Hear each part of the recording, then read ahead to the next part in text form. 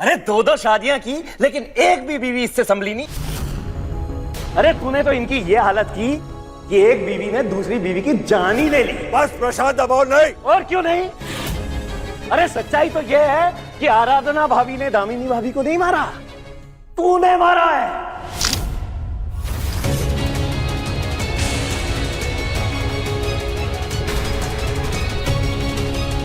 अबे तू कातिल अपनी बीवी का। तेरी वजह से बनी है तेरी बीवी।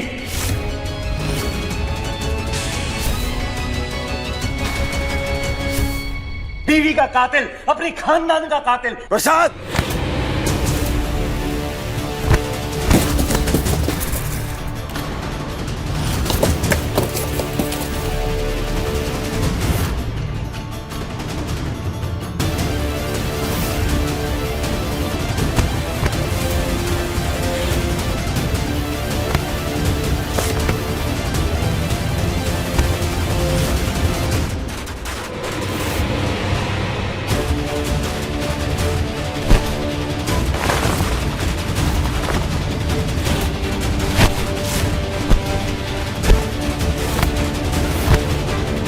माधव, भैया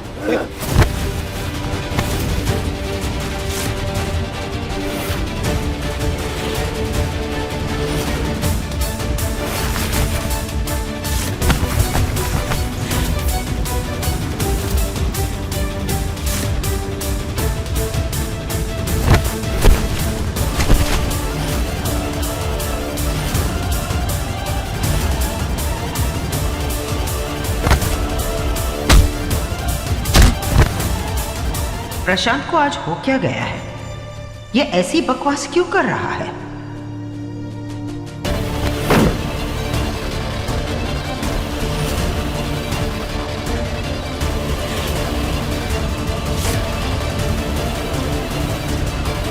देविका कहाँ चली गई?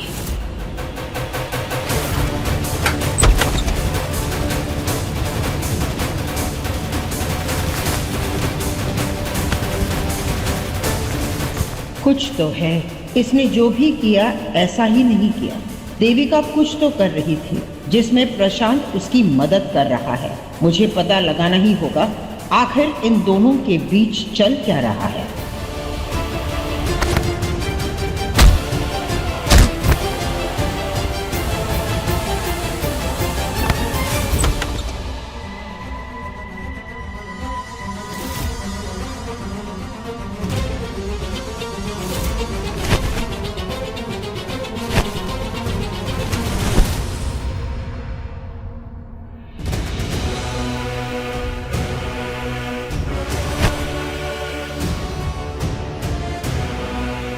अगर मैंने फिर से बोरी वॉचमैन को दी तो उसे शक हो जाएगा। क्या करूं?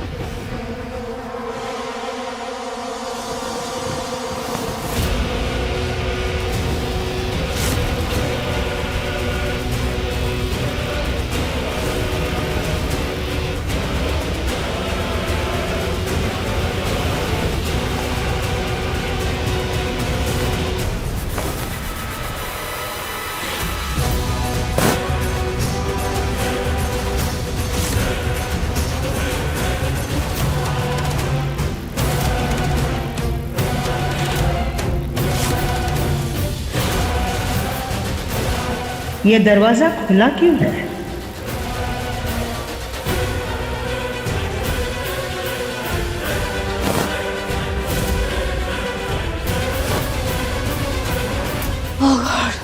तुम यहाँ क्या कर रही हो?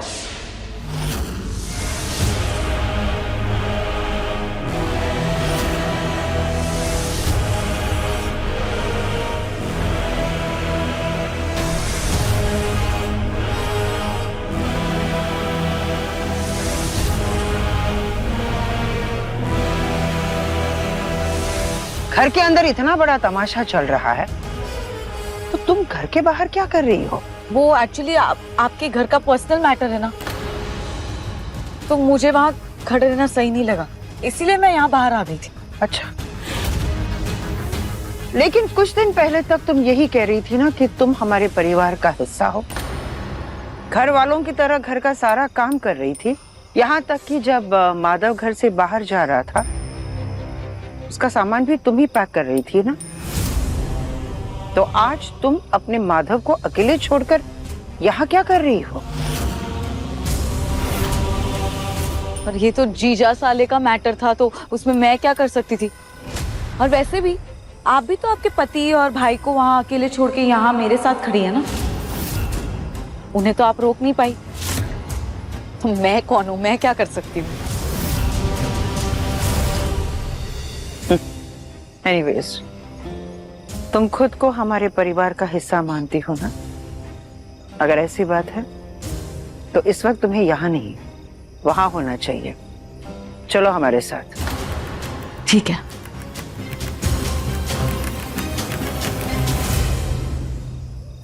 आज मैं इसे चार से मार दूंगा।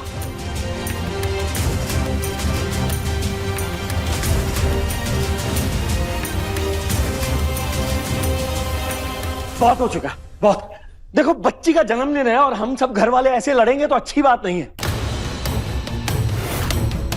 माधव, अगर तुम इस झगड़े को खत्म करना चाहते हो तो मैं भी पीछे हटने को तैयार हूं। देखो माधव, लड़ाई खत्म करते हैं, लेकिन सुनो, अगर तुम्हारी बहन चाहेगी कि मैं इस घर में आऊं तो तुम मुझे आने से रोक नहीं सकते हो। तुम अपनी बहन से बात कर लो।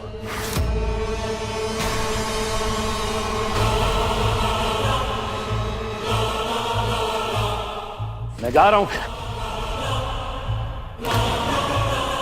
क्या तमाशा करके गया दीदी वो? क्योंकि उसे हक है और ये हक आपने दी है उसे। बिना मेरे पूछे, बिना मुझे बताए उसे इस घर में बुला लिया आपने। उसे लगा कि उसका हक है कि वो कभी भी इस घर में आ सकता है, इस परिवार का हिस्सा बन सकता है। लेकिन ये मत भूलिए दीदी कि उसने क्या कुछ नहीं किया आपके साथ और क्या कुछ वो कर सकता है। और मैं नहीं चाहता कि हमारे बच्चों पे उसकी बुरी संगत का असर पड़े। तो मेरी गैर मौजूदगी में अगर आपने दोबारा उसे बुलाया ना, तो मुझे भी नहीं पता मैं क्या कर जाऊंगा। माधव, तुम शांत।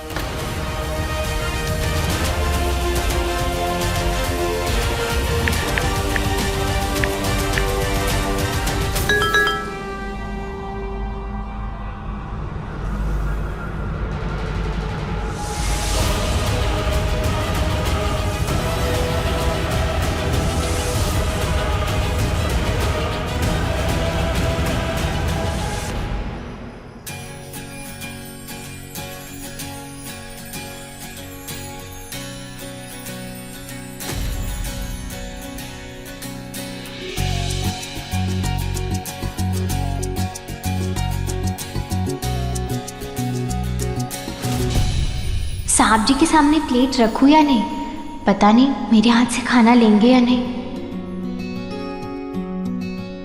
रख ही देती हूँ।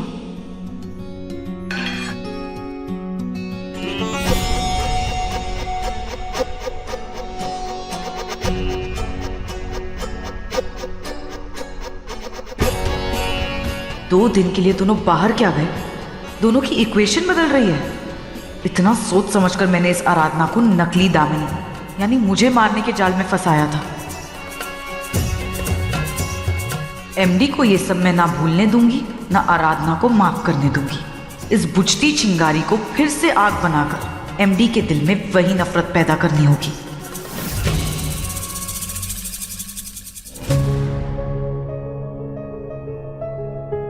दीदी, महाराज जी ने कुछ आज बनाया नहीं है क्या? हाँ, बनाए ना, जाफरानी पनीर और पुलाव।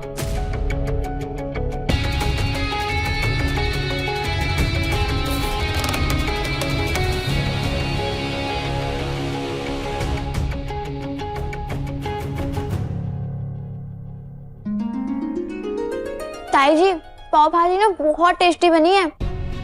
आप ना खाकर देखो, हमारे बरेली में तो ऐसी पाव भाजी मिलती ही नहीं है। मिलेगी भी कैसे? ये मैंने अपने मुंबईया स्टाइल में बनाई है ना। अरे पर ये बहुत तीखा है। देविका कहाँ है वैसे? उसे खाना नहीं खाना? बड़े भैया वो तो बाहर किसी से फोन पे बात कर रही थी।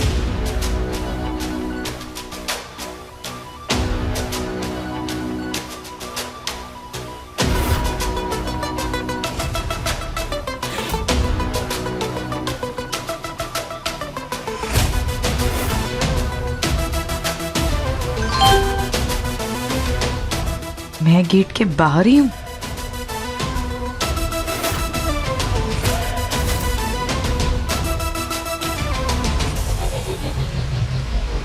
हाँ मैं तो आ गई हूँ यूएस से वापस।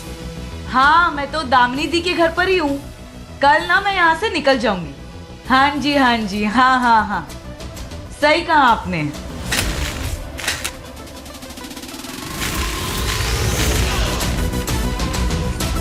ओह गॉड, ओह मेरा फोन। वॉचमैन प्लीज यहाँ आइए ना। ओह गॉड, मेरा फोन इस गाड़ी के अंदर चला गया। प्लीज आप जरा झुक के निकाल देंगे क्या? प्लीज। हाँ हाँ, अंदर जरा अंदर झुकिए ना। अच्छा हुआ माधव तुमने पाव भाजी नहीं खाया। तीखी चीजें तुम बिल्कुल नहीं खा सकते ना। किसने कहा कि मैं तीखा नहीं खा सकता? जबकि मेरी जिंदगी और मेरे दिल में मैं इतनी करवाहट झेल चुका हूं कि उसके सामने मिर्च क्या चीज है।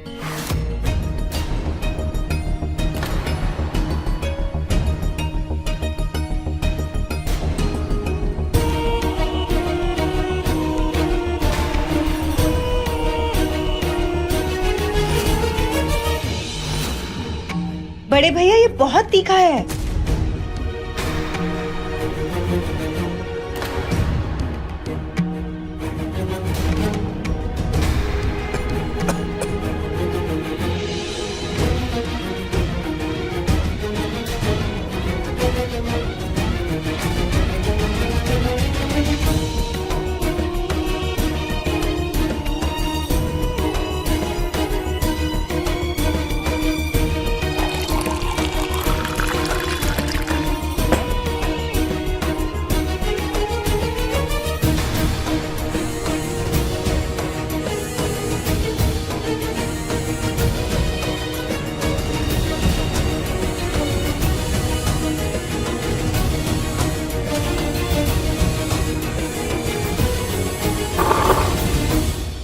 ये लड्डू महाराज जी ने बनाए हैं।